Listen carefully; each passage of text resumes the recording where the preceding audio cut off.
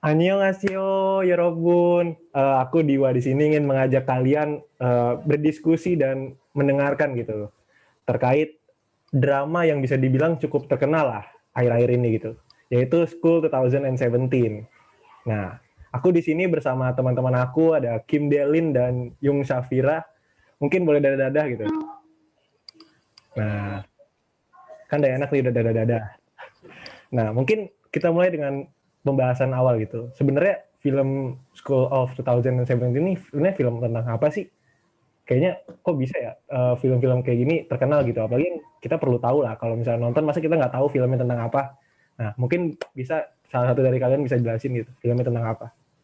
Oke, jadi aku bakal jelasin ya, School 2017 atau School 2017 itu tuh drama Korea Selatan yang menceritakan tentang sesuai namanya tuh, sesuai judulnya, tentang sekolah. Drama ini tuh punya banyak versinya, ada yang 2013, ada yang 2015, dan di setiap versi itu beda-beda gitu isu sosialnya. Nah, kalau di 2017 ini, di School 2017 ini tuh lebih nekenin kayak pemeringkatan siswa gitu, pemeringkatan siswa terhadap apa ya, perilaku di sekolah gitu, apa ya, perilaku orang lain ke kita di sekolah, terus juga isu-isu sosial tentang korupsi, terus kayak tekanan dari orang tua gitu lah, drama ringan tentang anak sekolah gitu dan pelajar-pelajar gitu.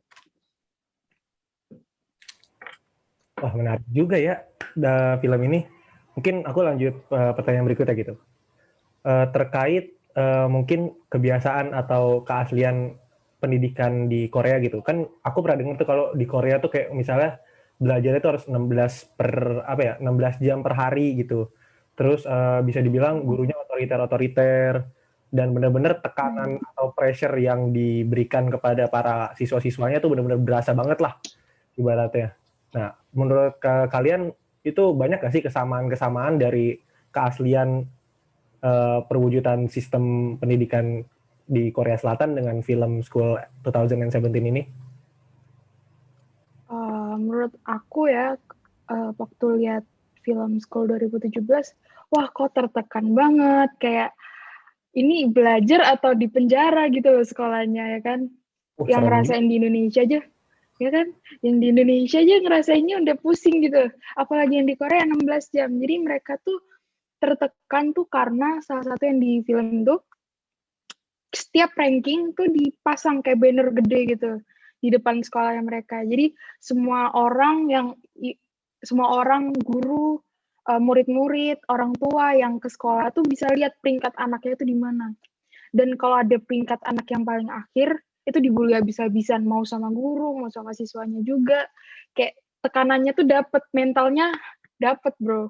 Terus habis itu uh, pendidikan pendidikannya yang aku sayangin itu mereka terlalu keras kali ya, orang tuanya tuh terlalu keras buat didik anaknya supaya jadi apa yang dia mau, bukan apa yang anaknya mau gitu loh.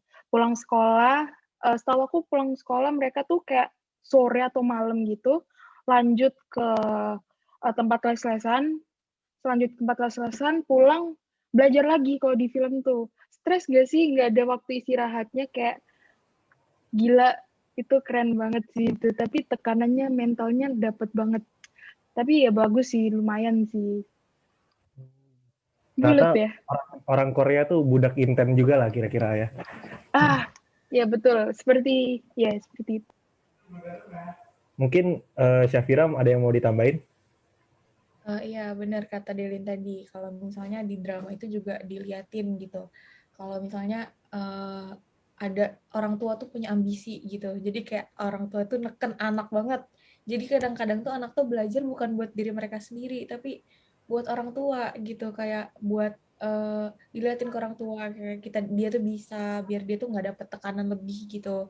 Nah, tapi sebenarnya itu tuh bagus ya. Kayak maksudnya tuh bukan nggak bisa dibilang bagus juga sih, tapi lebih ke ada sisi positif sama negatifnya gitu. Negatifnya ya mental anak itu bakal terserang banget, tapi kalau positifnya ya mereka bakalan belajar. Tapi itu tuh berlaku di kayak kemarin yang kita dijelasin ya waktu week 6 pembahasan education to multiculturalism itu tuh kan itu ada juga yang jelasin Mbak Ica kalau saya itu jelasin kalau misalnya di Korea Selatan itu tuh pendidikan itu tuh apa ya kayak benar-benar penting gitu. Orang tua itu beneran apa ya, aware banget deh sama itu, sama yang namanya pendidikan. Mungkin karena itu juga orang tua itu jadi bertingkah, jadi dia tuh bertindak, dia tuh nge-push anaknya banget buat belajar gitu, buat dia juga sih di masa depannya. Gitu aja sih aku nambahinnya. Menarik juga ya. Mungkin aku mau nanya lagi nih. Aku dengar-dengar tuh ada yang namanya kalau nggak salah food ration deh. Nah, sebenarnya food ration itu apa sih? Apakah ada hubungannya dengan filmnya ataupun kenyataan di aslinya di Korea tuh? Mungkin kayak gitu. Ada yang bisa jawab nggak? Oke, aku coba jawab ya. Nah, food ration itu tuh sebenarnya tuh kayak itu tuh berlakunya tuh di negara sosialis komunis kayak Korea Utara misalnya. Nah, kalau di dunia nyata, food ration itu lebih ke misalnya bahan makanan gitu. Kalau misalnya orang yang punya kuasa tinggi atau orang berkuasa yang bisa dibilang menengah ke atas, itu bakal lebih gampang untuk mendapatkan bahan makanan yang berkualitas lah bisa dibilang. Sedangkan orang yang menengah ke bawah atau yang nggak punya kuasa, ekonominya rendah, itu tuh lebih sulit gitu. Kayak dia tuh apa ya, kalau bisa dibilang tuh persebaran makannya tuh nggak merata, persebaran bahan makan tuh nggak merata gitu. Tapi kalau misalnya di drama, di School 2017 ini tuh, dia tuh food ration-nya tuh nggak kayak gitu, beda jauh. Dia lebih ke, misalnya kamu peringkat pertama sampai 10, dia tuh bakal makan duluan. 내일부터 10등까지 입실.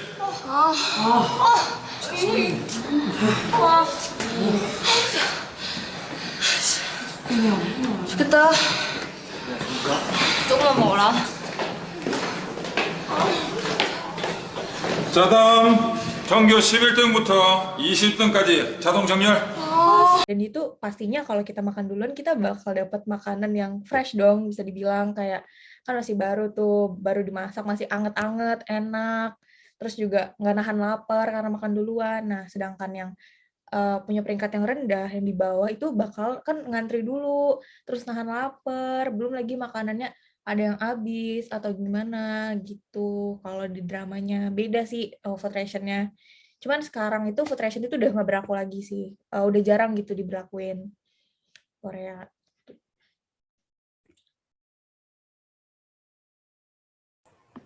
Baik, mungkin Aku Delin mau mau nambahin. Boleh, boleh, silakan. sorry. Aku mau nambahin tentang food ration. Di dalam dramanya itu ada anak direktur. Dia nggak pinter, dia nggak ada prestasi apa-apa. Dia dapat tuh kayak layaknya anak pinter, dapat barisan terawal buat ngambil makanan. Dan di mana makanannya itu lebih spesial daripada anak yang pinter. Dagingnya dibanyakin, ada telurnya, di mana anak-anak tuh nggak dimakan telur di situ. Nama anak direkturnya ini Taewon. Dia tuh disetir gitu loh sama orang tuanya. Orang tuanya tuh direktur sekolah itu kan. Dia disetir sama orang tuanya. Dia nggak ada pinter-pinternya sama sekali. Jadi dia dianak emaskan gitu loh sama sekolah itu. Kayak gitu. Jadi ada ordal kita nyebutnya kali ya, orang dalam sekolahan gitu buat biar dia ya Aduh, gitu sih. lagi-lagi ordal lagi. Mungkin tapi menarik sih ordal ini. Apakah ada apa ya kecurangan-kecurangan selain masalah food ration ini yang dilakukan pihak sekolah gitu terhadap anak ya si Tewon ini? Kayak Ada misalnya sih, banyak ya kecurangannya tuh. Mungkin seperti Delin bisa jelasin, Del? Oh iya. Kecurangannya tuh si Taewon ini lagi, kecurangannya si Taewon ini. Jadi orang tuanya dia kan direktur sekolah, dia tuh disuruh ikut buat olimpiade. Di mana olimpiade itu kalau kamu menang bisa masuk fakultas yang kamu mau, kuliah yang kamu mau, bergengsi lah istilahnya, kayak kalau dibandingin sama kuliah-kuliah yang lain di Seoul. Jadi bapaknya itu udah punya lembar jawaban tuh. Jadi lembar jawabannya tuh udah dibagi ke anaknya itu buat dihafalin. Jadi otomatis dia kan pasti juara satu kan, kayak sia-sia gitu loh temen-temennya yang udah belajar mati-matian sampai mimisan. Oh ya, mereka tuh belum dianggap belajar serius kalau belum mimisan. Betul. Jadi anak-anak yang pinter itu belajarnya sampai mimisan kayak gitu, sedangkan dia nggak usah belajar, dia ngapalin doang, ngerjain, oke, masuk gitu. Itu sih Mungkin menurutku kalau di kecurangannya. dunia nyata di Indonesia itu kayak SNM kali ya. Kalau kita mau masuk perguruan tinggi, tanpa tes gitu kita harus punya banyak sertifikat. Tapi si Taewon ini curang sih sayangnya karena ayahnya kan yang melakukan dia menyetiri dia buat curang gitu, buat dia ikut olimpiade tapi sebenarnya olimpiadenya udah dicurangin gitu.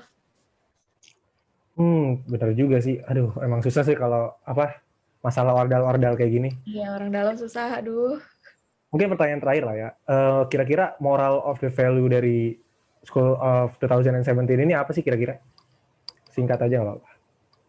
Oke, moral yang aku dapet sih efeknya kalau kita ditekan sama orang tua buat belajar, emang nggak selamanya ditekan tuh bagus, cuma efek sampingnya jadi kita tuh pinter, rajin belajar gitu. Itu sih yang aku dapat, jadi kita bisa kayak memanage waktu karena tekanan itu sendiri juga sih. Tapi kalau ditekan-tekan terus ya lama-lama stres kan. Ya mungkin itu sebenarnya bisa jadi buat orang tua tuh lebih nggak usah terlalu terlalu gimana gitu loh nekannya anaknya benar dia disuruh belajar, cuman maksudnya nggak usah ditekan banget sampai anaknya tuh juga tekanan mental. Kalau tekanan mental kan juga nggak bagus ya. Mungkin aku juga nambahin kalau moral of the value-nya itu kayak kita punya mimpi itu tuh kayak no matter what kita tuh harus kejar mimpi kita gitu, kayak yang si Enwo itu dia tuh kan bisa dibilang dia tuh ekonominya rendah kan, tapi dia tuh mau masuk universitas yang bagus gitu, universitas yang bagus di Korea. Tapi karena dia perekonomian rendah tuh, ya dia bakal susah, tapi dia nggak peduli itu. Dia bakalan terus ngejar banget buat masuk universitas itu, karena dia tuh pengen jadi seniman webtoon gitu, karena dia pintar gambar kan. Jadi dia tuh pengen masuk universitas itu biar bisa jadi seniman. Nah, jadi itu bisa kita ambil tuh nilainya. Kita kalau punya mimpi, ya kita kejar gitu. Kita nggak usah peduliin apapun. Kita punya mimpi, ya kita kejar. Yang bisa menyukseskan mimpi kita kan kita sendiri gitu. Benar-benar banget. Ternyata banyak banget ya moral yang bisa kita ambil dari film School 2017 ini. Mungkin aku tutup aja sampai sini kali ya. Aku udah ngerasa dapat banyak banget lah insight-insight positif dan dari film inilah, dari kalian juga gitu. Dan buat pesan-pesan bagi para yang nonton video ini gitu, yang nonton podcast ini, mending sekarang siap-siap dah langsung cari web ilegal atau legal buat nonton School 2017. Jangan dong, yang legal dong. Maaf, harus yang legal ya, harus yang legal. Nah, Iya. mungkin kalian mau rate berapa kira-kira dari 1 sampai 10 lah, skala dari film School 2017 ini? 8 kali ya, 8/10 kali ya. Kalau aku 8,5 kali. Karena drama itu kan ringan gitu ya. Drama itu nggak berat gitu kayak drama mafia, bukan drama kayak gitu. Dia kan cerita tentang anak sekolah. Jadi kayak ini drama itu Sehari-hari kita yang nggak dulu. bikin kita mikir banget gitu kan. Ada drama yang kayak ya Allah mikir banget ini apa ya gitu. Tapi drama itu menarik banget sih. Recommended banget. Nah, tuh dengerin ya, recommended banget. Jadi mending kalian habis ini langsung capcus lah, langsung nonton lah.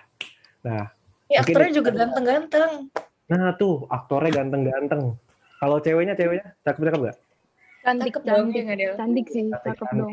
Nah, jadi buat apa nunggu lagi gitu, mending langsung nonton aja nggak sih? Nah, paling itu aja dari kami. Semoga apa yang kita bahas kali ini bermanfaat.